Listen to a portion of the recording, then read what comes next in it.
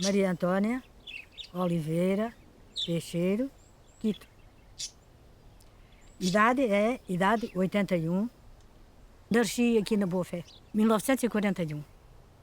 Fui à escola, até à 4ª classe, aqui.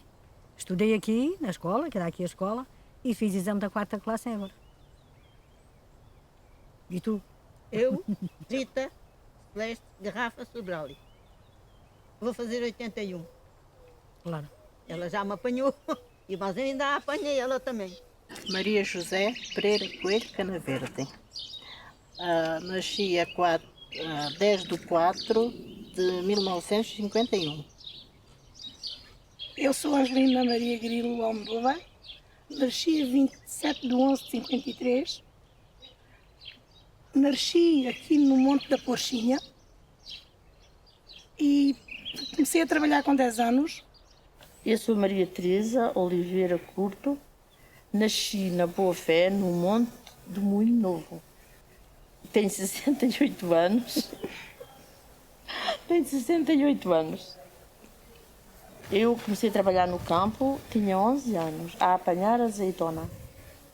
Ganhava uns dias muito, outros dias pouco. Muito quer dizer, muito nunca seria. Mas aquilo era o quilo, os quilos que apanhasse eram os que me pagavam.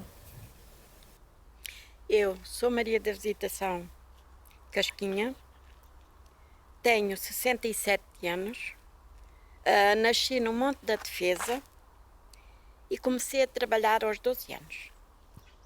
A irmos à escola, andávamos daqui a pé, sempre a pé, um grande grupo, que a gente éramos muitos, e íamos descalços. Eu naquele tempo quase não tinha sapatos, se tinha alguns era porque roubava alguns a alguns, porque sempre descalça. E a maioria do tempo, quando a gente pensávamos em ir para a escola, ficávamos ali ao meio do caminho, que é ali o outeiro. Havia muita água, naquele tempo chovia invernos inteiros, não é como agora. E a gente brincávamos ali, fazíamos aquele tipo de abismos, em que a água nascia e a gente brincava, fazíamos fontes, fazíamos presas, fazíamos o que a gente queria. E havia uma senhora que fazia cozeduras ali no monte e a gente esperava que a cozedura acabasse para comermos uma merendeira. Naquele tempo uma merendeira era como hoje um tamanho é quase um papo seco. Mas era uma merendeira caseira como o pão caseiro. O pão não era como agora, um pão que pesava sempre para cima de 1 quilo. E a gente comíamos, mas às vezes estávamos ali, mas esquecíamos da escola, não lembrávamos que havia escola. Depois o marido da professora, que era o único carro que havia em São Sebastião, e já podre, é que vinha buscar a gente. Que a professora queria começar as aulas e a gente não aparecia. Não aparecíamos, a gente éramos mais aquados do que aqueles lá em São Sebastião. A gente éramos gaiatos e gaiatas, éramos aí uns 9 ou 10. E aí tudo a pé, mas depois lá íamos, às vezes a ralhar, chegávamos lá, às vezes levávamos porrada com uma régua. Era assim a minha vida de escola, foi assim. Depois fiz a 4ª classe, é o que tenho, é a 4ª classe. Eu fiz mais. Saí da escola, olha, menina, saí da escola, fui para a Cefa. E não percebia nada daquilo, nunca tinha visto, né? Só que havia aquelas pessoas que já com mais idade, já tinham mais sabedoria no trabalho e sabiam mais, elas às vezes é que me ajudavam. Naquele tempo como eu vivia pobre, muito pobre, porque o meu pai era muito doente, e levava a roupa de uma pessoa vizinha. Eram umas chinelas, umas meias encarnadas, uma saia das calças com uns alfinetes, e um lenço na cabeça e um chapéu, e lá ia eu, quase não podia com a alcova nem com as chinelas. Mas lá ia eu para o campo, muito longe daqui, e daqui de onde a gente estamos, se calhar uns 3 quilómetros ou mais, onde a gente ia apanhar o feijão fresco. E as gaiatas, assim eles chamavam, também eram, íamos para o grupo de 4 pessoas. Se nós carregássemos os cabanejos da uva, ganhávamos a jorna. Se nós dessemos, sei lá, o resultado que havíamos de dar como os adultos, a carregar a uva nos cabanejos e levar ao trator para dentro das tinas, ganhávamos a jorna. Se não conseguíssemos, não ganhávamos a jorna. Éramos cortados em 25 tostões. Ganhávamos 10 escudos.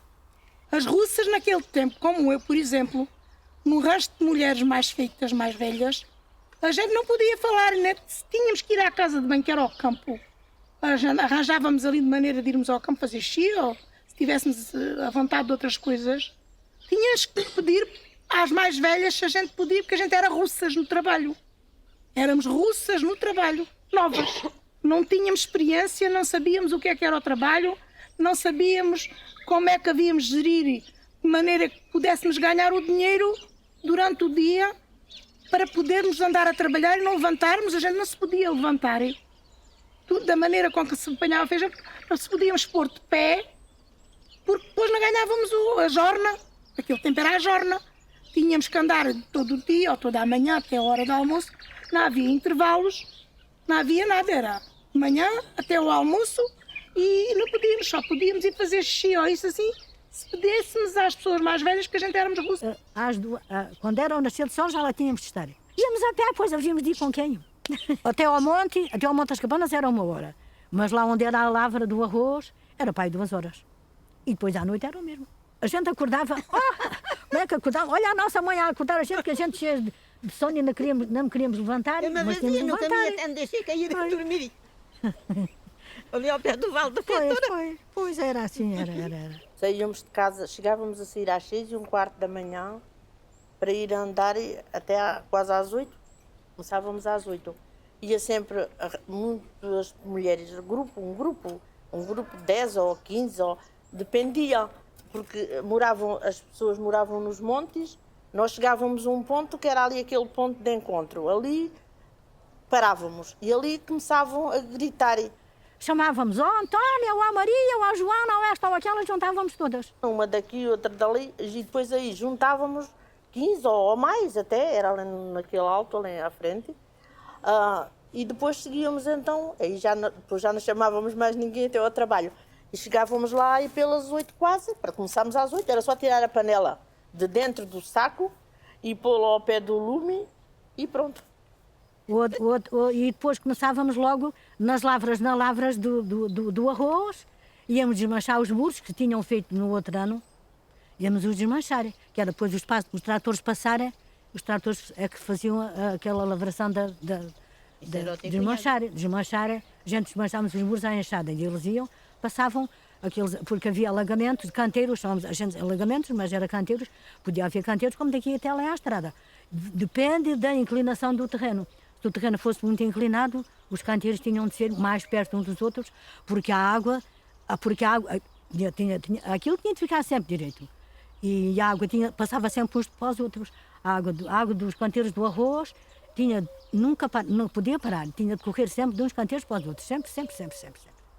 Depois íamos começar a semear o arroz, como eu outro dia eu expliquei, e depois íamos fazer ainda os muros, desmanchávamos e depois fazíamos os muros, e depois quando os muros já estavam feitos, é que o arrozeiro, que era o arrozeiro, é que metia a água, abria a boca do canteiro, ou ao meio ou ao lado, como ele via que era melhor, e depois é que íamos, e os homens punham o arroz dentro da água, dentro do canal da água, com o arroz com a casca, os sacos, e depois eles é que iam semear. E depois ainda íamos fazer outra coisa antes, que chamávamos rebaixar, porque a gente fazíamos os muros e tirávamos terra, mas tínhamos de tirar terra sempre da parte de baixo, porque se a gente fizesse um buraco da parte de cima, a água arrombava logo com o canteiro, e então não, tinha de ser sempre da parte de baixo. Depois o canteiro nunca ficava direito, ficava sempre um tempo puxado, fazia buracos aqui e buracos além.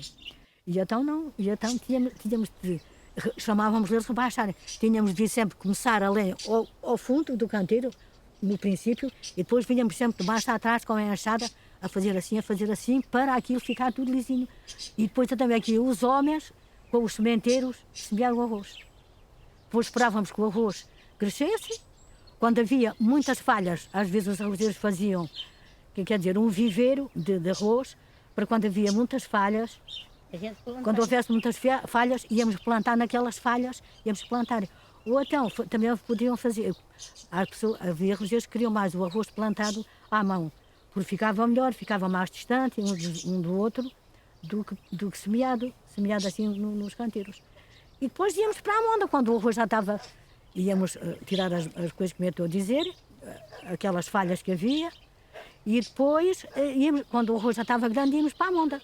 Ele era rancho de 100 mulheres ou mais, mas não era só um rancho, andavam tudo espalhado, 50 ou 60 por cada rancho. Depois aí na sementeira andávamos descalças, fazíamos com as enxadas aquela calda da lama, que era para o arroz assentar. Se a gente descuidasse até de cima.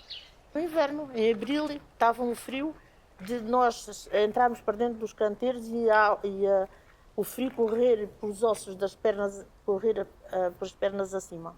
A fatiota era, no princípio, era uma saia das calças, também, e as meias, assim vermelhas, parecíamos umas perdidas. E o chapéu e o lenço assim. E com alguma blusa, algum casaco que a gente tinha, que aquilo era tudo miséria. E pronto, e as meias. Pois, e as meias eram assim, as meias segurávamos, porque a saia das calças não dava para segurar. E então nós usávamos umas ligas por baixo, em cima das meias, mas por baixo da saia das calças, para segurarem. Umas ligas. Fui para São Martinho do Porto e para Alfeizerão, para um tomatal. Mas a minha mãe aqui, morava aqui, ficou-se com o fogareiro e levei o fogão a petróleo para fazer um comer com umas primas mais velhas que eu, e era um arrasto de mulheres. Normalmente naquele ano ia só quase mulheres. Íamos apanhar tomate, ganhávamos 32 escudos por dia, 32 escudos. Aquilo era tipo a fábrica, e então pagavam, não faziam exceção de mais velhas para mais novas, pagaram todas igual os 32 escudos. Então era o senhor à sexta-feira, vinha ter com a gente ao racho e chamava por um nome, com um papelito qualquer, nome tudo assim muito... Pronto, um papel para saber o nosso nome e para pagar o ordenado dos 32 escudos por dia. A gente fazia 6 dias, pagava a quantia ao fim de semana. E a gente ficávamos com o dinheiro fechadinho na mão para ver se eles não o roubavam. E naquele ano do tomate eu é que recebia, levava o fogão para fazer o comer e fiz todos os dias a quase feijão com massa. Via de cá de casa da minha mãe, que ela, coitadinha, me arranjou uma garrafinha de azeite. Mas aquilo foram 4 semanas, o azeite acabou e eu fazia feijão com massa com água. Para trazer 800 escudos à minha mãe, naquele tempo, nem pão nem azeite comprei. Depois cheguei cá, dei os 800 escudos à minha mãe e matámos um porco. A vida era assim, filha. A vida não era fácil. E a gente abalávamos daqui das nossas casas e íamos ter com eles lá acima onde é os cabanões. Havia vacas, eles ordenhavam e depois davam uma pinguinha de leite à gente. Não havia pacotes de leite, não havia leite. Começou a ver aqueles pacotes de leite de plástico, que não eram pacote como agora. Da Ucali. Aí é que a gente começámos a ver o que era o leite empacotado. Agora a gente ia ali em cima aos cabanões e íamos à das vacas. A mãe era manteira, além de uma casa de pensão. E havia ali tratoristas a trabalhar, que vinham das outras herdades do patrão. E ela fazia ali o comer. Depois para os ganadeiros, que havia aí gente a tratar do gado. E ela fazia o comer e eles iam lá comer. Punha-se uma mesa, chamava-se um alpendre, uma casa grande, uma mesa comprida. Ela tinha o comerzinho feito, eles migavam as espinhas, ela tirava e eles comiam ali àquela mesa. Olha, bailes, ela sabe. Olha, quando era para o carnaval... Os nossos bailes eram aqui no Mata 7. Havia ali um monte, como ele tive a explicar há bocado, que eles chamavam o Mata 7, não sei porquê. Depois deixaram de lá morar alguém, então iam lá fazer os bailes. Havia aí um rapaz que tocava com a concertina e a gente íamos lá fazer os bailes. Chamavam-na Sociedade das Cobras. Sabe porquê? Porque aquilo era só buracos. E chovia lá tanto, alguns rapazes até tinham... Para estarem lá, tinham que levar um guarda-chuva para estarem lá. Debaixo do guarda-chuva. Mas quando era para o carnaval, isto era muito divertido, porque ali no monte eram muitas raparigas, aqui eram muitas, na igreja eram muitas raparigas, além daquele monte era o mesmo. E então fazíamos um baile aqui, havia um que tocava a gaita de beiços, e aí gente dançávamos aqui, e lá daquele lado também. Foi, lá na minha rua. E havia ali, chamavam ali o Cantinho do Lagar, que é aquele monte ali, gritávamos umas às outras, olha, vamos fazer um baile aqui, vamos fazer um baile aí, e a gente fazia. Era assim. Mas era divertido, em qualquer lado a gente se ajeitava para fazer um baile e pronto. E outros tinham uma concertina, ao bem ou ao mal, para ali puxavam por aquilo. Magra, tão magra. O namoro eu era a janela. Era uma janela e só se me via o alto da cabeça.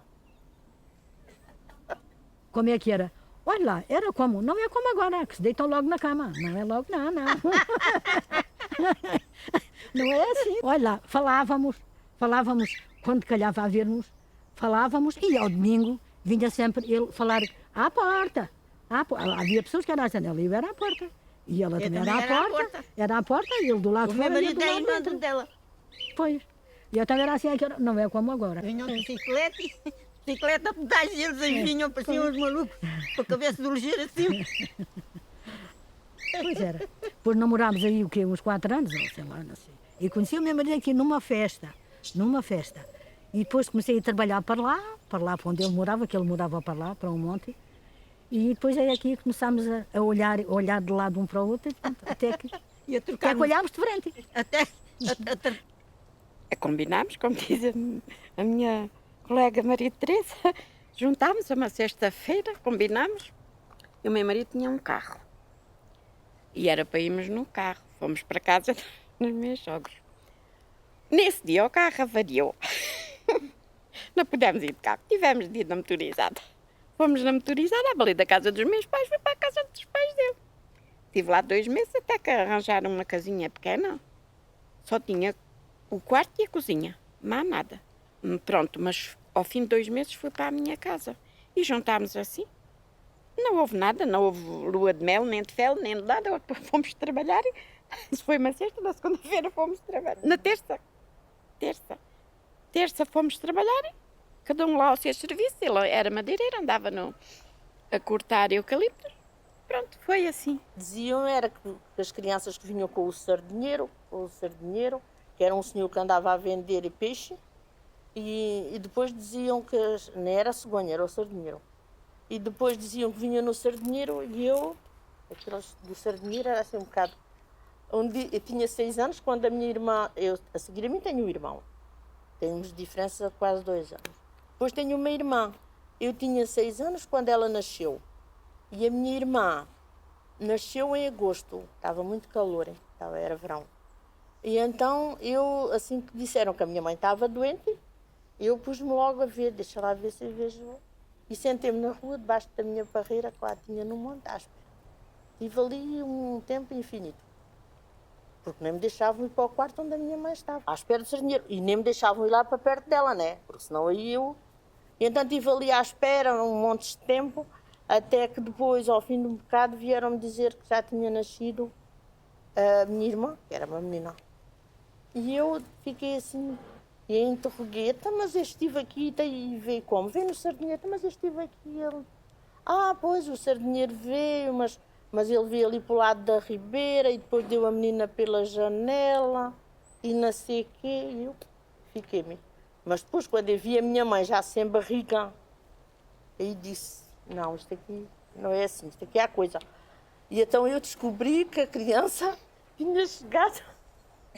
Mas não era cá sardinhas, né? A partir daí não acreditei mais nos sardinhas. Era assim esta.